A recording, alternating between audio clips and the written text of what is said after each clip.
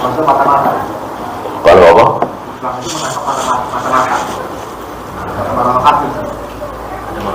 Apakah gimana Bu? Iya, kalau mata-mata ini dia membohongi kita, saya muslim, saya sudah bersyahadat, ya masuk dalam kategori ini kan. Gimana kita mau mengorek hati dia? Bukan maksudnya gitu. Dia tahu dia muslim, dia sebut mata-mata kafir gitu. Tangkap gitu. Pokoknya apa? Maksudnya pengkhianat gitu. Kalau mata-mata, ya dia berpihak ke muslim kan? Enggak, itu berpihak kepada kafir. Oh, ini dalam suasana perang. Dalam suasana perang ya udah. Kan nggak mungkin seorang muslim dalam suasana perang dia berada di pasukan kafir ya dibunuh. Dalam perang Badar kan ada begitu. Ya. Dalam perang Badar ada yang muslim tapi berada di pasukan Abu Jahal, Abu Lahab. Ada di pasukan Makkah. Kenapa? Dan itu terpaksa. Kenapa? Karena dia tinggal di Makkah. Dia tidak hijrah. Dan itu dosa. Karena hijrah hukumnya wajib. Ketika Allah sudah perintahkan hijrah, maka hijrah hukumnya wajib. Nah, ada seorang muslim yang tidak mau hijrah. Ketika terjadi perang Badar, mau nggak mau. Kalau dia nggak mau berangkat, ya dibunuh oleh Abu Jahal, Abu Lahab. Gitu ya. Maka mau muslim, mau apa, kalau dia berada di pasukan kafir, ya dibunuh. Gitu ya.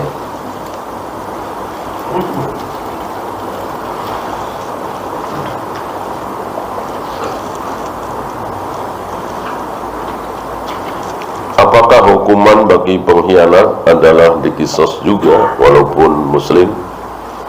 Ya, pengkhianat ini dalam arti apa? Kalau dia sampai membunuh seorang muslim, ya jelas. Kalau sekedar membocorkan rahasia kaum muslimin, menjual informasi ke orang kafir, nah ini terserah pemimpin. Mau dibunuh silakan, mau dipenjara silakan.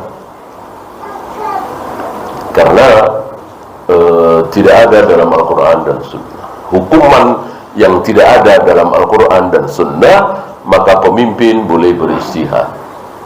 Kalau sudah ada di dalam Al-Quran dan Sunnah, pemimpin tidak boleh beristihad. Mencuri diapakan? Dia potong tangan. Boleh yang lain? Tidak boleh. Berzina hukumannya diapa? Ya dicambuk. Bolehkah yang lain? Tidak boleh. Membunuh hukumannya diapakan? Dikisos. Boleh yang lain? Tidak boleh. Karena apa? Karena sudah ada di Al-Quran dan Sunnah. Beda dengan misalnya ya tadi ya, menjual informasi rahasia muslim kepada orang kafir, ya, kita tidak dapati hukumannya apa dalam Al-Quran dan Sunnah. Maka pemimpin boleh beristihad.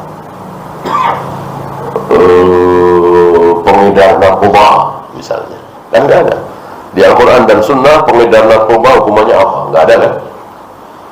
Maka pemimpin boleh beristihad. Hukum mati silakan, potong tangan silakan, hukuman badan ya, penjara silakan.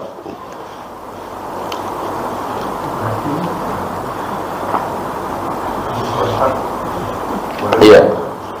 Kalau misalnya ini misalnya tadi pembahasan perang ya Ustaz ya. Kemudian dikaitkan dengan hal negara kita sudah berdaulat, terus juga udah ditemukannya banyak emas-emas yang milik Bank of Sumatra, yang benar-benar mungkin punya rakyat Indonesia kan ditemukan orang kafir sekarang itu. Kemudian ada juga yang sekarang kasus Rempang. Itu sebenarnya tanah negara yang boleh disewakan ke pihak kafir atau memang seharusnya hak masing-masing individu di, apakah itu memang punya negara atau punya individu tanah-tanah itu. Jadi kita menyikapinya supaya nggak salah disinformasi, orang memberi berita misalnya membela rakyat Rempang atau membela pemerintah, itu jadi akhirnya jadi kasus nasional juga gitu. Dan di situ sudah banyak umat Islam yang katanya sudah mendiami daerah itu sudah sebelum Indonesia merdeka. Itu menurut Ustaz bagaimana? sebetulnya justru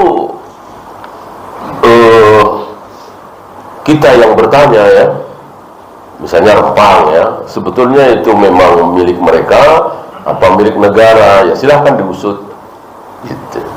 Kalau betul milik mereka, maka haram bagi negara mengambilnya, merampasnya dan seterusnya, apalagi tanah ya kan, 2,5% jadi 3% saja haram, cuma 16,5% saja haram, dosa besar bagi penguasa untuk mengambilnya, apalagi ini tanah.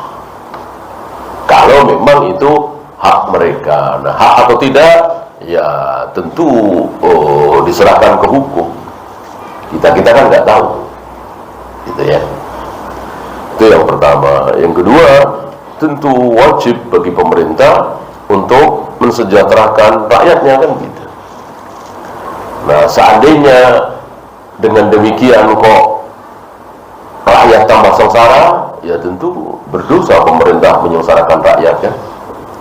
Tapi seandainya dengan penggusuran kok malah rakyat jadi tambah kaya, punya lahan di tempat lain lebih luas seperti transmigrasi misalnya, ya tentu ini kebaikan pemerintah. Cuma kan kita tidak tahu kasus sebenarnya seperti apa.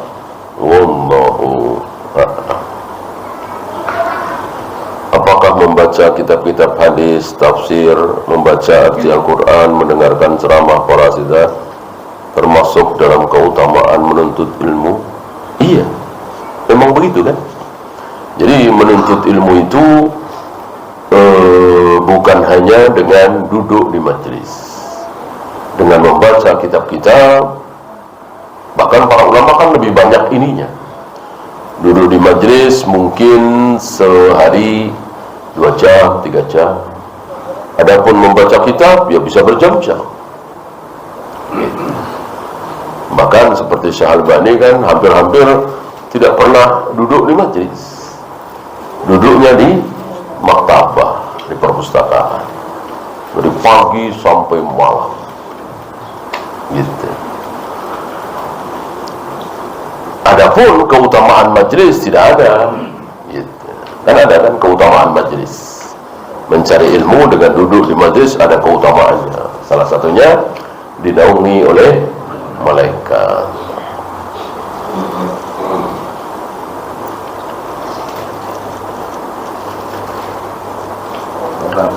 Ya. Kalau orang non muslim meninggal, kita boleh mengucapkan innalillahi. Nah, ini yang menarik ketika Rasulullah diberitahu oleh Ali bin Abi Thalib, ya Rasulullah, muqaddal qad mata. Ya Rasul, pamanmu yang sesat itu, yang kafir itu telah meninggal. Ya, padahal bapaknya sendiri kan, bapaknya Ali bin Abi Thalib. Apa yang keluar dari mulut Nabi? Ada innalillahi wa inna ilaihi raji'un? Tidak ada. Nabi hanya mengatakan kuburkan. Ya, Nabi sendiri tidak datang di acara pemakaman.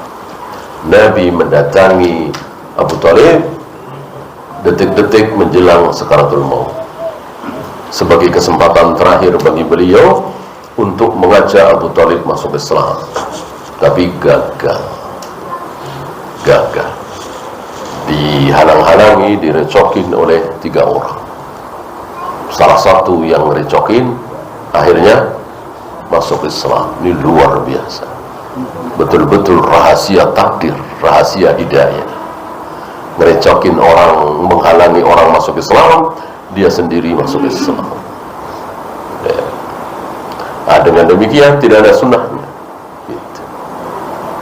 Karena innalillahi wa inna ilaihi raji'un diucapkan oleh seorang muslim ketika ada musibah. Nah, pertanyaan, meninggalnya seorang muslim musibah bukan? Jelas musibah. Teman kita, saudara kita, tetangga kita muslim meninggal musibah. Meninggalnya seorang kafir apakah musibah bagi kaum muslimin? Tidak musibah. Ya, karena kafir adalah kafir gitu. Artinya Orang kafir itu sudah dicap oleh Allah sebagai kafir dari dia belum lahir kan? Jelas ini. Maka Fir'aun, Abu Jahal, Abu Lahab mau diapakan saja tetap mati dalam keadaan kafir. Karena sebelum Fir'aun, Abu Jahal, Abu Lahab lahir, Allah sudah menentukan bahwa mereka ini kafir.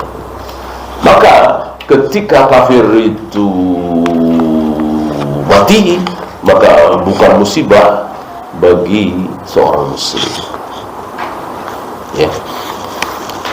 Nah, ini diperkuat dengan sabda Nabi ketika ada jenazah kafir Yahudi diusung menuju pemakaman. Apa Nabi mengatakan? Mustarih wa mustarah.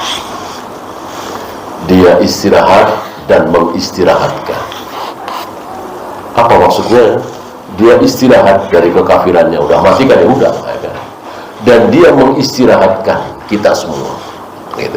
Jadi dengan matinya seorang muslim kita istirahat gitu dari kekafiran dia, karena kekufuran itu keburukan yang paling buruk. Tidak ada keburukan yang lebih buruk dari kafir. Berzina, minum khamr, korupsi, berjudi, membunuh itu kecil dibandingkan dengan kekafiran.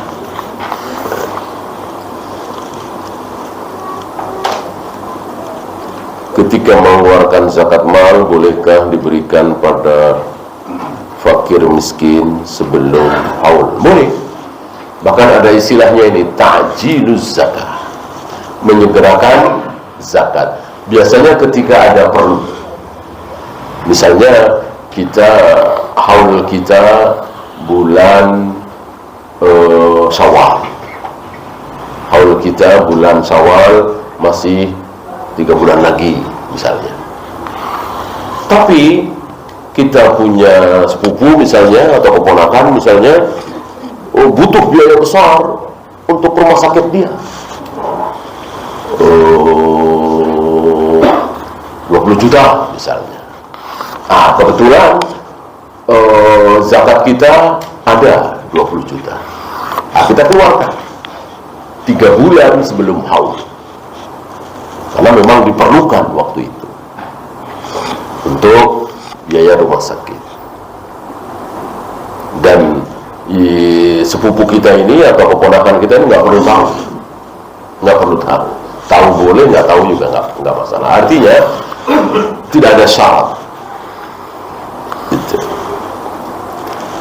Nanti pas Syawal, pas haul kita tiba, tidak wajib bayar zakat lagi, karena sudah didahulukan. Ta'jiluz zakat. Sekali lagi, itu ada keperluan. Bukan dicicil tiap bulan. Enggak. Kalau nggak ada keperluan tiap bulan keluarkan 2,5%, apalagi haulnya diganti tiap bulan. Jelas ini bid'ah. Sebagaimana yang dilakukan di beberapa perusahaan, apa itu? Zakat amaliyah, zakat profesi. Jelas ini bid'ah. Maka kalau yang tadi itu didahulukan haulnya, untuk hal tahun berikutnya itu kembali yang awal Syawal atau kembali yang Syawal lagi? kembali ke Syawal. Kecuali setelah Syawal itu uang kita menipis menjadi di bawah nisab, gitu ya, menjadi di bawah nisab. Misalnya tinggal 1 juta, 2 juta, kan belum sampai nisab ya. Sampai nisab itu bulan Muharram misalnya. Haul kita pindah ke bulan Muharram. Paham ya? Kalau uang kita terus berada di atas nisab, ya udah Syawal terus. Yang Ramadan ya Ramadan terus. Yang Muharram ya Muharram terus ya.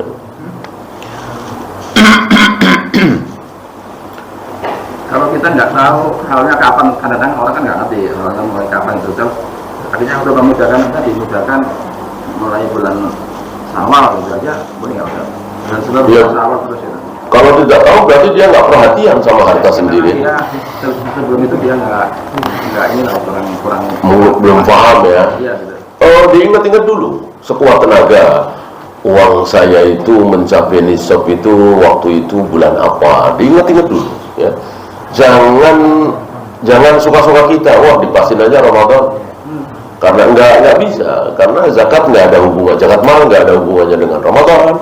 Nggak ada hubungannya dengan Syawal, nggak ada hubungannya dengan bulan apapun. Hubungannya adalah kapan uang kita di atas nisab. Makanya diingat-ingat dulu kapan. Nah, kalau tidak bisa ya nanti ya pilih nanti di antara bulan-bulan. Zikir pagi dan petang sebaiknya dilakukan di masjid setelah salat jamaah atau di rumah. Keutamaan di masjid tidak ada ya.